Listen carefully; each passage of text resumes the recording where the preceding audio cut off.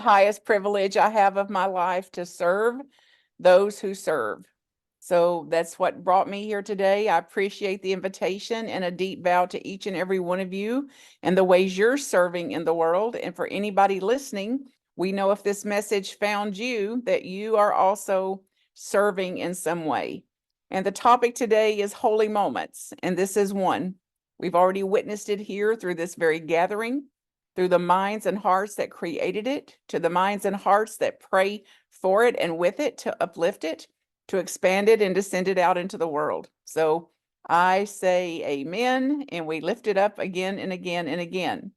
So Holy Moments, there's a little book, it's free, and it's called Holy Moments, a handbook for the rest of your life. I've been transformed by many books over time, including The Science of Mind Teaching, which I did a full immersion in last year, every single day, 365 days of reading and reflection back through the text that was so meaningful to me when I was a younger girl, for 20 some odd years ago now. And it was back to basics was the guidance.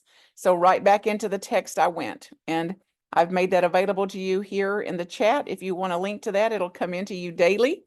The reflections, contemplations with encouragement for whatever teachings, whatever the teachings are, in whatever faith tradition you're in, that you stay close to the teachings and continue to apply them, because until they're more than just a theory, it is just Martha Creek and other blah, blah, blah, until they are actually integrated. So we start today with the notion of holy moments. What is a holy moment? And this is what moved me about this little book so much at the beginning to cause me to get it. The book is also free, so you can get it and give it away to your friends. And part of the notions in holy moments is how to create a movement of holy moments, how to get this teaching out into the world in a concept of spiritual multiplication. So if I share with 3 people, that makes 4. Then if 4 people share with 3 more people, that makes 7. And if 7 people share with 3 more people, so then eventually we can absolutely create a holy moments movement through one session at a time, 3 people at a time. You have so much more to offer. You've known this your whole life. Even the parts that doubt it cannot override the part of you that knows you're made to make a difference here, to do something, to be about something. This sacred truth lives eternally and infinitely in our soul, within the deepest parts of ourselves. And sometimes we don't know what to do about it. We don't know what to do with it. Like, how in the world am I supposed to do it? One of my teachers used to say, and we may be too far from the South for you to comprehend this, some of you, but it's like, I don't have the foggiest notion what this means. I don't have the foggiest notion how I'm going to go out and change the world. And I'm going to go do what I can. One interaction, one transaction, one relationship, one forgiveness, one prayer, one meditation, one contemplation, one reflection, one reading, one excerpt, one book, one holy moment at a time. This idea, this holy moments idea, is so powerful to think about. Just becoming aware of an opportunity to make a moment holy is undeniable. Like the power that this one simple, profound idea holds for us. So defined as what is a holy moment? A single moment in which you open yourself to God. A single moment in which you open yourself to Creator, to Source, to Universe, whatever you name Creator.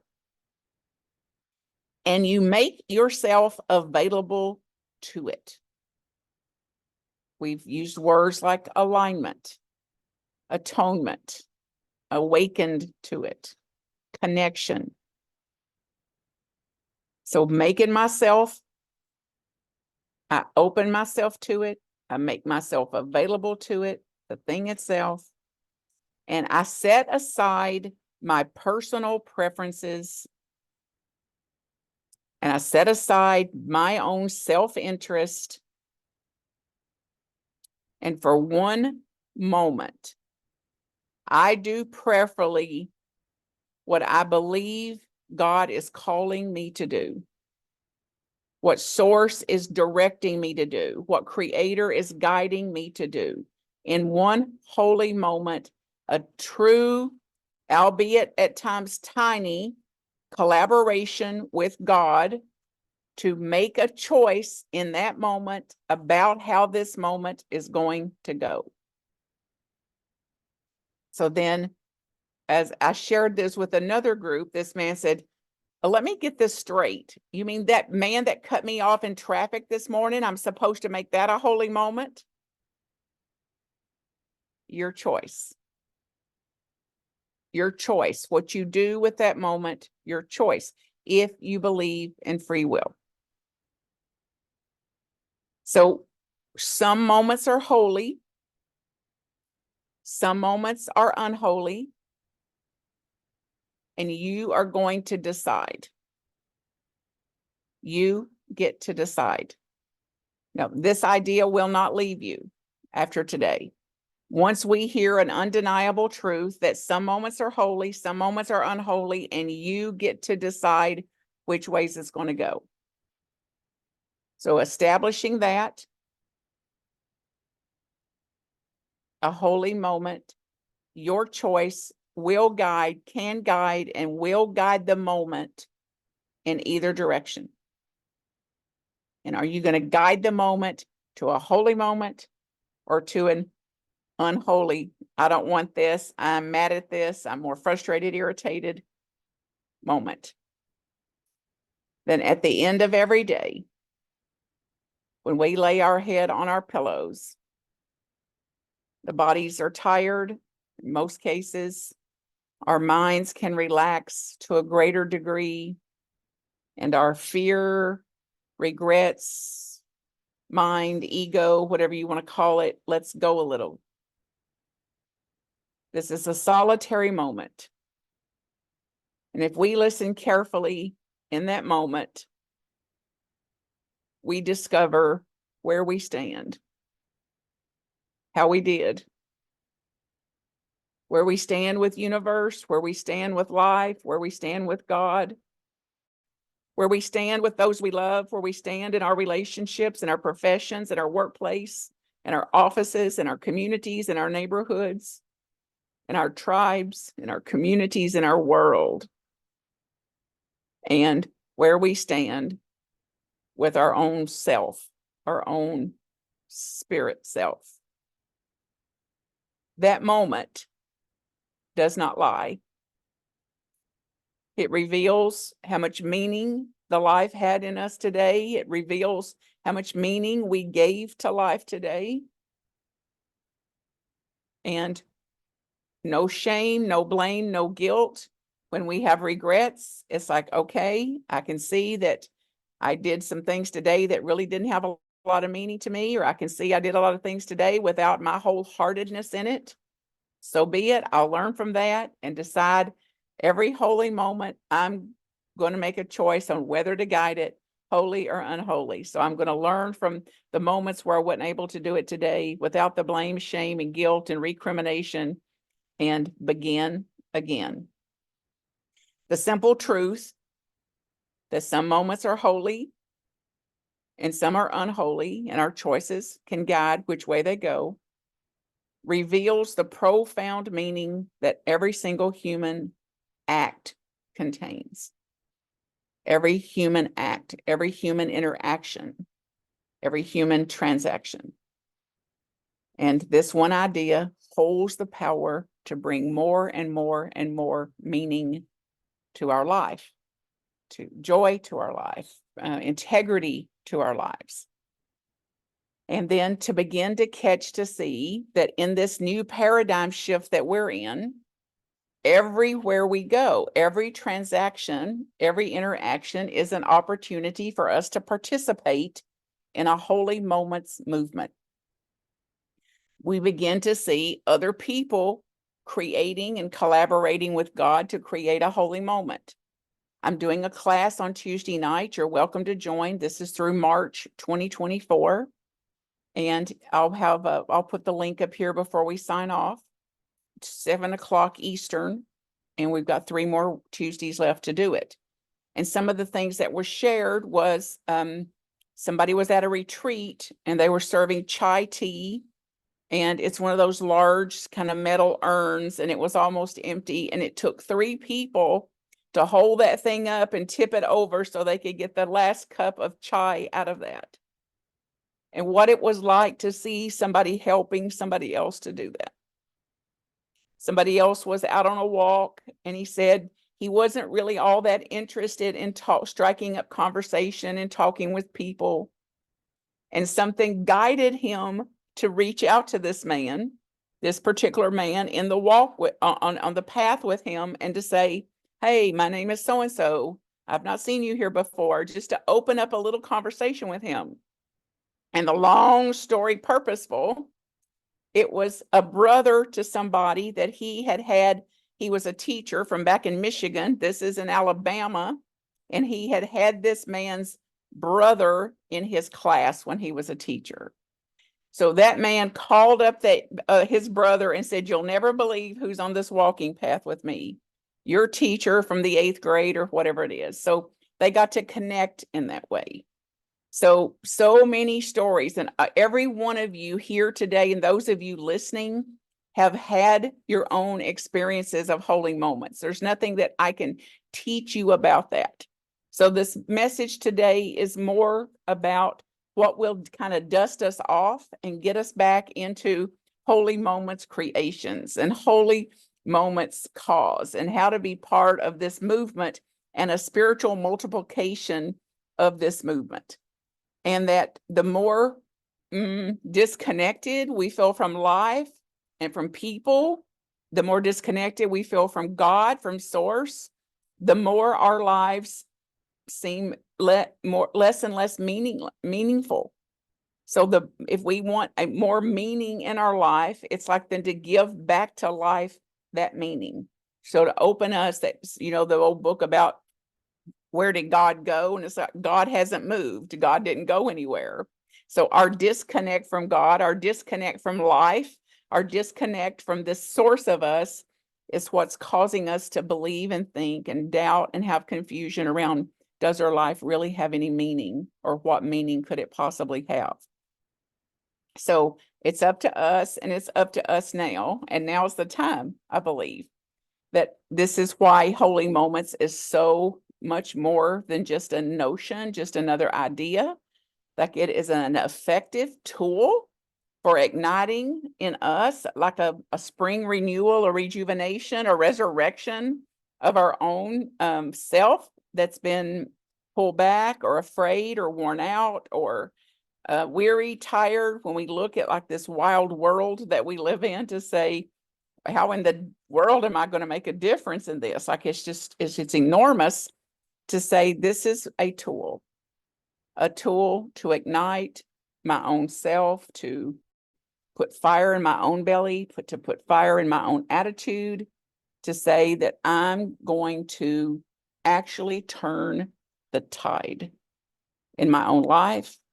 Therefore, if you believe in quantum theory or quantum thinking, if you believe in these teachings, that in my turning the tide in my own life turns the tide of a culture, turns the tide by empowering myself, therefore empowering ordinary people to join me in living one holy moment at a time. So instead of wondering if we can actually make a difference in this wild world, we actually see, yes, I can. It's not only possible, but as one of you said earlier on here in the meeting, that it is infinitely possible, and that we are living as expressions of an infinite potential, an infinite possibility to turn around the things we want to see less of, and violence and suffering and things in the world, that we hold some power, and I believe some certainly potential and possibility for it, and I believe some responsibility for it. So we can boldly awaken to and announce you can do something about it, and you can do something about it right here and right now in every single moment that we decide I'm going to, my choice is going to direct this moment. My choice in this interaction is going to direct this moment. And then in those moments of decisions, in those moments where we collaborate to create holy moments, we are here then to go that all that there is to do is to repeat that in every single, there's no limit to the holy moments that can be created. There's no limits to the ways they can be created. And one of my guiding principles about this is when I am making the choice, how am I going to be in this interaction, to make choices that's easier for me to live with, to make choices that I'm going to be gladder that I did that and less regretful if I did the other thing. So choices that leave me with less regret and choices that leave me a little prouder, a little more happier, a little more aligned in my own integrity, and choices that are easier for me to live with. At the end of my life, if I was looking back at my own review, I'd be happier, I'd be gladder that I made the choice that I did. They're easier to live with. And this decision making, it sounds easy presented like this, but the truth is it's not easy. We're not born great decision makers. It's something that has to be learned. We have to learn to make decisions. And we've not, some of us haven't learned much about that yet. We talk about how to do it. And I know with children, it's often like, well, there's consequences to your bad decisions. It's like, what if we started looking at, yes, that's true. And there's also consequences to your good decisions. There's real uplifted consequences, real outcomes, real demonstrations, real manifestations to your other choices too. So if we're going to look at one side of it, to look at both sides of it. And this little book encouraged me, and I've heard this years ago from coaches and other spiritual directors and such, that when we're making a decision, when we have a decision to make, to consult our future self.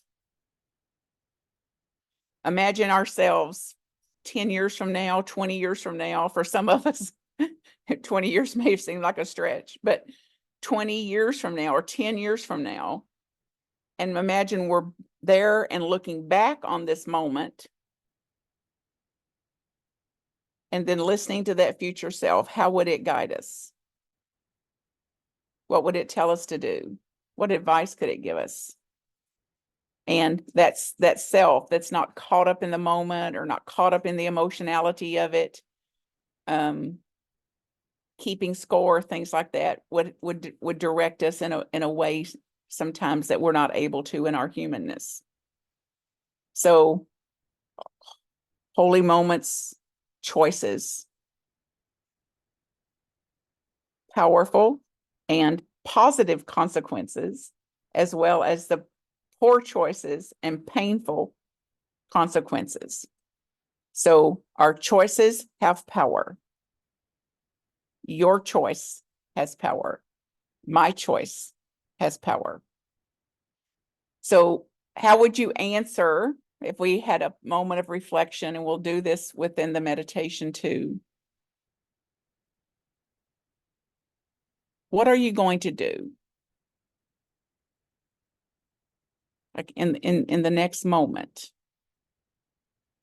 what are you going to do to cause a holy moment movement? To reflect on the holy moments you've had, maybe some gratitude. So this calls us to a transfiguration, a transcendence, a transformation. And we cannot live this out if we continue to do more of the same of some of the stuff we're doing, to continue to distract ourselves with meaningless things that don't make our tail wag. You know what I mean? When you leave a situation or you leave a conversation or you leave a place, even a physical place, and you feel worse than you did when you went in. Like it's drained off your energy. It's sucked the life out of you in some way. So it could be the way we distract ourselves with mindless activities. Like scrolling. People talk about how much they scroll. Somebody sent a little meme this week that showed this picture of this burnt chicken. Like step 1, put chicken in the oven. Step 2, go back and get the burnt chicken out of the oven after an hour of mindless scrolling on Facebook. So whatever it is, we cannot keep those same things up. No shame, no blame, no guilt.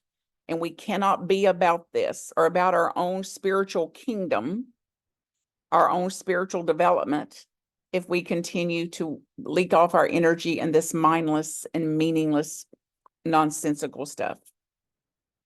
Keep dreaming about a change you know you need to make. What will cause you to make it? That moment of choice. I know I need to do this. My highest self knows I need to do this.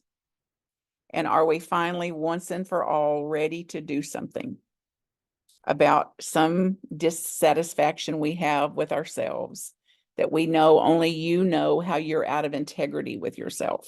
Only I know what is my own integrity. And out of this one short, undeniable, unrepeatable life that is mine, that is yours, and I don't want to, quote, go waste it on something I'm going to look back at the end of my life and wish, golly, I wish I could take that back. I absolutely wouldn't do that again. So, ready for change? A handful of moments. I know for me, this has renewed my energy. Just these witnessing them in myself, the moments that I've gotten to experience as holy moments since I started this just a couple of months ago has flooded me with a new life, new vitality, new energy, new joy, and something that has given meaning. A meaning as even as my life. If you had asked me before, is my life meaningful? Yes, I love what I do. I'm fulfilled. And I didn't even know how much more fulfillment I could experience until I got deeply into the practice of this. So, you know, from your own life and from like a scripture reading, for example, when you talk about in the gospel where Jesus had a transfiguration, that something had happened, his face looked different. He had a glow about him. He became lighter. He had a aura. He had a white light with him. This is the definition of transfiguration. A complete change of appearance into a more beautiful spiritual state. You know this about people you've been with. You couldn't quite put your finger on it, but there was something so attractive about them. Their kind-heartedness, their wholeheartedness, their presence. So each holy moment is its own mini transfiguration, and it holds its own mini transfiguration potential. It allows us to see what is possible, even glimpses of it, even if it's for a fleeting moment. We see another possibility for ourselves. And each holy moment reveals who we are capable of being, and who we're capable of being is mind-blowing, amazing beyond anything we have experienced so far.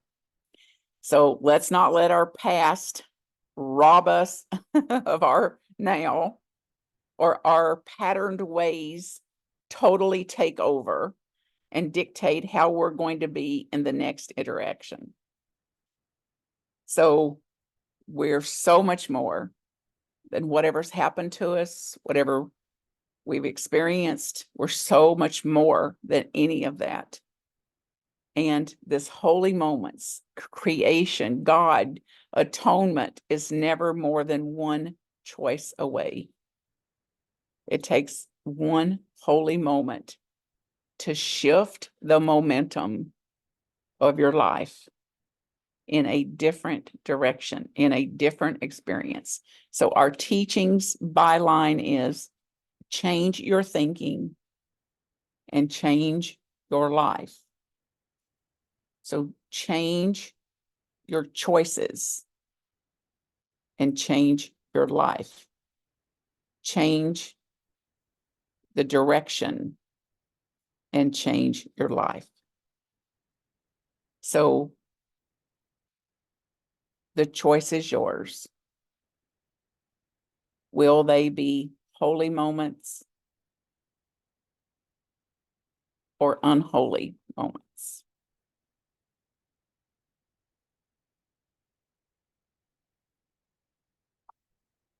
What grudges will have to go?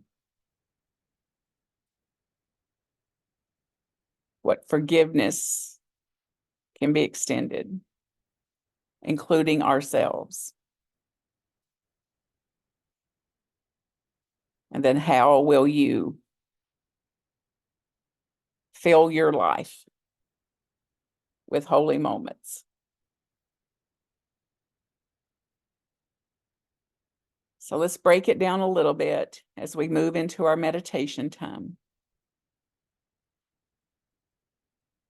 And begin to imagine how this would be, as if this is your experience now, and close your eyes if it helps to see.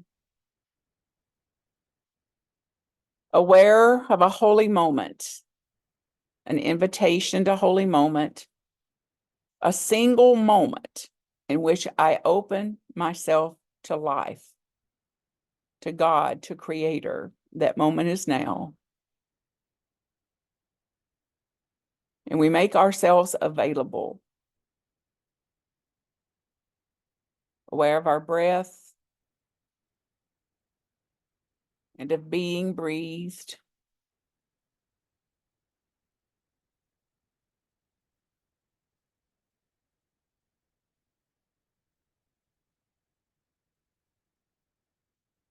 And we set aside our personal preferences.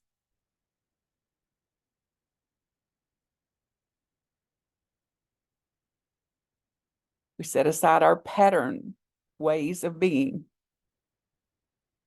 our instinctual ways. That's like the animal. We set aside our self-interest. And in this moment, surrender to and open ourselves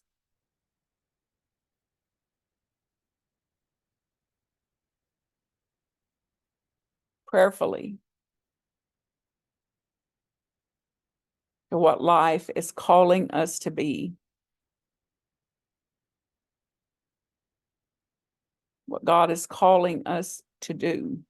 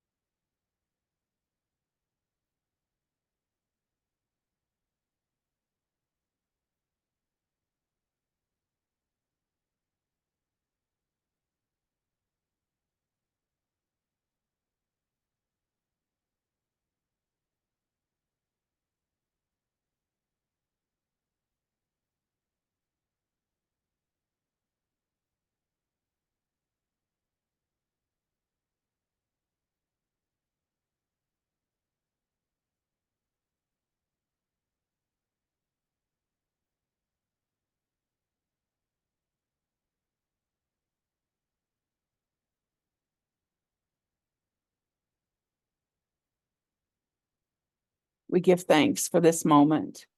We give thanks for this remembering. this awakening, this transfiguration, this transformation, and we begin anew.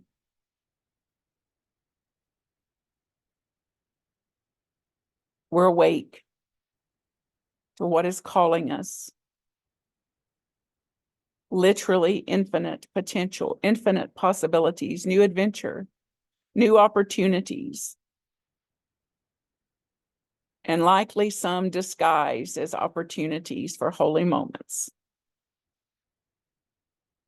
We give thanks for guidance, for wisdom, for faith, for love, for order, for imagination, for zeal, for will, for imagination, for strength, for letting go, for understanding, for insight, for fulfillment.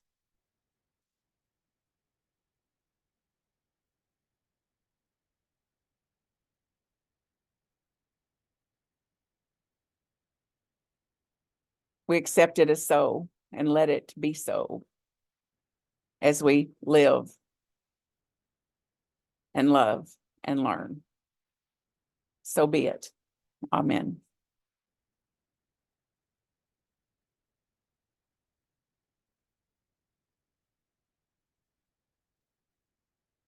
Thank you all.